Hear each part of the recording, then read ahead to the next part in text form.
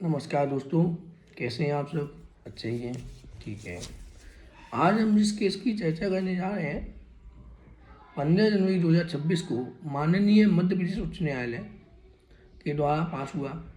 GST में अभी तक आईटीसी को लेकर के जो फेक आईटीसी का मैटर, जिसमें पहली बार शायद माननीय मध्य प्रदेश उच्च न्यायालय की तरफ से एक बेल दी गई। उसमें जमानत, अग्रिम जमानत से संबंधित है ये केस और भारतीय न्याय संहिता अधिनियम 2023 की धारा 482, दंड संहिता आईपीसी की सेक्शन 438 के समतुल्य जो सेक्शन है उसमें इस केस में आरोपी को आपका फर्जी फर्मों के द्वारा जो इनपुट की अवैध इनपुट लिया जाता है उसके केस में पहली बार आपका अग्रिम जमानत दे दी गई। 15 जनवरी 2026 को इसका जो जजमेंट है, ये जजमेंट आवेदक जो धीरज गुप्ता जी व्यापारी हैं, धीरज Gupta versus state of Madhya Pradesh उच्चतम न्यायालय 15 जनवरी 2026 के नाम से है ये केस। और इसमें आवेदक जो धीरज गुप्ता जी पर कथित रूप से फर्जी फर्मों के माध्यम से अवैध इनपुट आईटीसी की प्राप्ति और जीएसटी डिपार्टमेंट के साथ धोखाधड़ी का आरोप लगाया गया। पहले तो ये आईपीसी और आईटी एक्ट की ही धाराएं लगाई गई, लेकिन उसके बाद आरोपों का मूल स्वरूप जीएसटी अधिनियम 2017 के अंतर्गत आता है। तो 17 के अंतर्गत इस पर फर्जी आईटीसी का भी सेक्शन लगा दिया गया। अभियोजन के पक्ष जो था, जो व्यापारी था, उसने कुछ कृषकों से, किसानों से के दस्तावेजों का दुरुपयोग कर फर्जी प्रोप्राइटर से फर्में बनाई थी और जिनके माध्यम से लगभग 33.80 करोड़ के फर्जी लेन देन दर्शाए गए, जिससे राज्य को भारी राजस्व की हानि हुई। आवेदक को इस कथित सिंडिकेट का पार्ट बताया और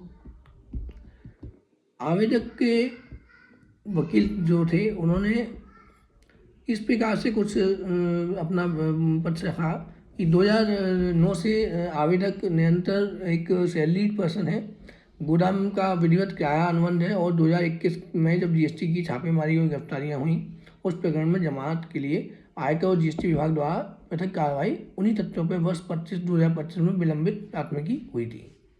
मुख्य जो लीगल क्वेश्चन थे वो ये थे कि क्या जीएसटी अधिनियम के अंतर्गत पूर्ण संहिता होने पर भी आईपीसी की धाराएं लगाई जा सकती हैं? क्या इस प्रकार के मामले में हिरासत में पूछताछ आवश्यक है?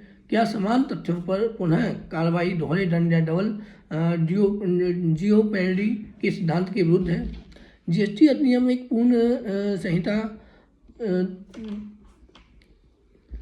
जीएसटी अधिनियम और पूर्ण संहिता होने पर आईपीसी की धाराएं लगाई जा सकती हैं या नहीं, एक इम्पोर्टेंट क्वेश्चन था।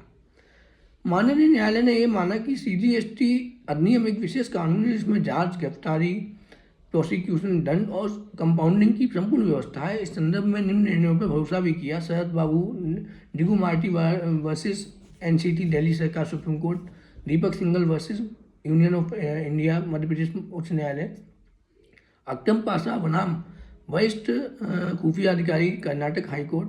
हिरासत में पूछताछ आवश्यक तो नहीं है। न्यायालय ने स्पष्ट किया कि मामला पूर्णतः दस्तावेजों पर आधारित है। जीएसटी एवं आयकर विभाग के द्वारा जो पूर्व में विस्तृत जांच हो चुकी है, प्राथमिकी अत्यंत विलंब से दर्ज की गई है, अतः हिरासत में पूछताछ की कोई आवश्यकता नहीं है। दोहरा दंड और प्रक्रिया का दुरुपयोग, पूर्व में जीएसटी अधिनियम के अंतर्गत गिरफ्तारी और कार्रवाई की हो चुकी होने के कारण पुनः समान तथ्यों पर एफआईआर दर्ज करना प्राइमा फेसी निम्न निर्णयों के आलोक में संदेहास्पद है, क्योंकि TT Antony versus state of Kerala high court, Amit bhai Anil Chandra Saha बनाम CBI, Arnab Ranjan Goswami versus union of India.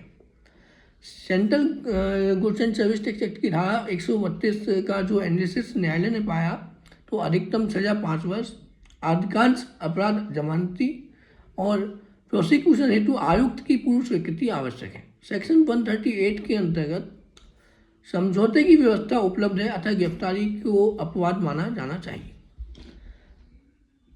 Sushila Agarwal निर्णय का उपयोग करते हुए माननीय सर्वोच्च न्यायालय के 2020 के अनुसार न्यायालय ने निम्न कारकों पर विचार किया क्या अपराध की प्रकृति, अब उसमें आपका जो अभियुक्त है हमारा, उसकी क्या भूमिका रही, फरार होने की संभावना का अभाव, साक्ष्य से छेड़खानी की भी संभावना नहीं थी और जांच में पूरा सहयोग था।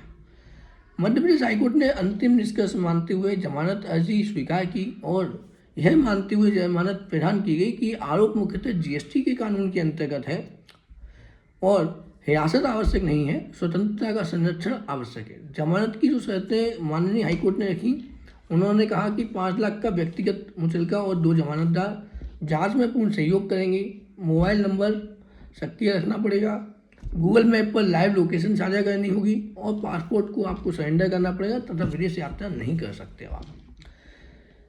निर्णय का लीगल इम्पोर्टेंस इस आधार पर है कि समानांतर आपराधिक कार्रवाई पर अंकुश लगेगा, आर्थिक अपराधों में अग्रिम जमानत के सिद्धांत को सुदृढ़ करेगा और यह स्थापित करेगा कि आईपीसी का प्रयोग कर जीएसटी कानून को दरकिनार नहीं किया जा सकता।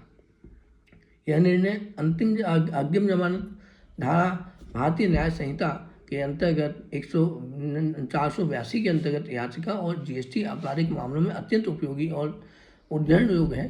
निश्चित रूप से मध्य प्रदेश हाईकोर्ट का यह फैसला न कि मध्य प्रदेश के लिए ही नहीं बल्कि संपूर्ण देश में इस को एक नई दिशा निर्धारित करेगा और नई दिशा प्रदान करेगा, ऐसा मैं मानता हूँ। इस उद्देश्य, इस प्रयोजन से भी यह जो आपका निर्णय है वो मध्य प्रदेश हाईकोर्ट का बहुत ही अच्छा और बहुत शानदार निर्णय है जो आगे भविष्य में हम सभी के काम आने वाला है। बहुत बहुत धन्यवाद।